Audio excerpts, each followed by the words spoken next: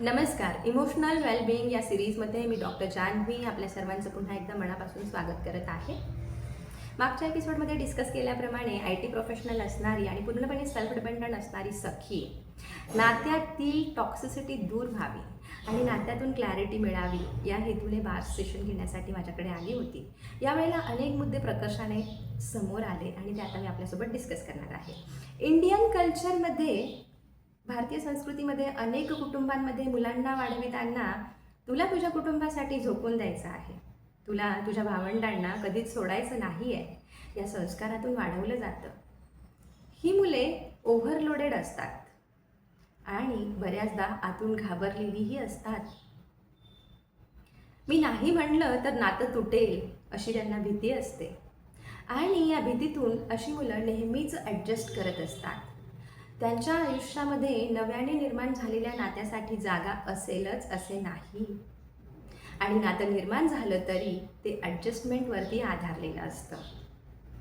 पूर्णपणे स्वावलंबी असणाऱ्या, स्ट्रॉंग असणाऱ्या मुलींच्या केसमध्ये हे ओळखलं जातं की ही स्ट्रॉंग आहे, ही मॅनेज करू शकते आणि मग तिला गृहीत धरलं जातं.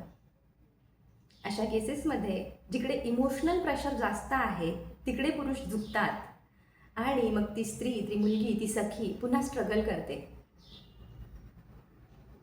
मला गृहीत धरलं जात आहे ह्या भावनेच्या ओझ्याखाली ती पुढे चालत असते. नात्यामध्ये इम्बॅलन्स निर्माण होतो.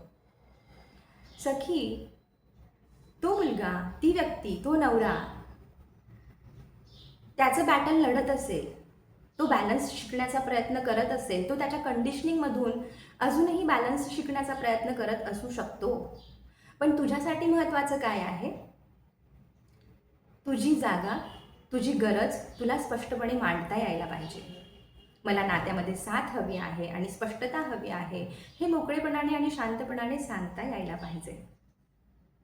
सखी, नात्यामध्ये कोण चूक आणि कोण बरोबर हे महत्त्वाचं नाही, तर नात्यामध्ये दोन वेगवेगळ्या कंडिशनिंगमधून एकत्र आलेल्या व्यक्ती मिळून पुढचं पाऊल टाकताना पुन्हा पुन्हा नव्याने संवाद शिकण्याची किती तयारी ठेवतात, किती इच्छा ठेवतात, किती प्रयत्न करतात पुन्हा पुन्हा नव्याने संवाद शिकण्यासाठी, यावरतीच नातं अवलंबून असतं.